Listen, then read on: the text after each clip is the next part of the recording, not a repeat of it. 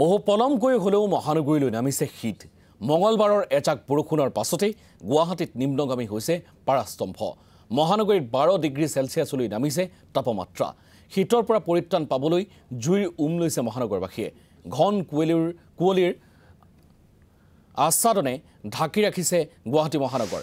ফিৰফিৰীয়া বতাহেও বৃদ্ধি কৰিছে শীতৰ প্ৰকোপ।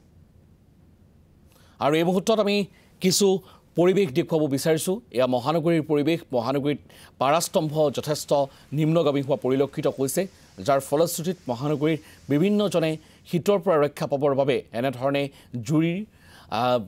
জুইৰ তাপ লোৱা পৰিলক্ষিত হৈছে আৰু প্ৰত্যেকেই কিছু তাপ লৈছে।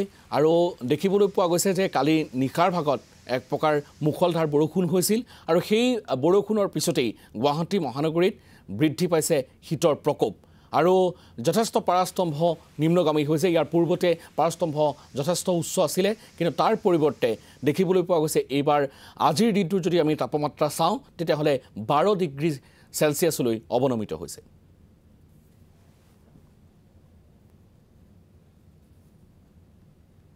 কালি বহুত বৰষুণ দিছে, ৰাতি দিয়াৰ কাৰণে ঠাণ্ডা লগাৰ কাৰণে জুই পুৱাব লগা হৈছে আৰু আমাৰ বহুত ঠাণ্ডা লাগি আছে, সেইকাৰণে আমি জুই পুৱাইছোঁ। এইবাৰ মানে বৰষুণ দিয়াৰ পৰা বেছি ঠাণ্ডা পৰিছে। কালি বৰষুণ দিয়াৰ পৰা এই ঠাণ্ডা পৰিছে।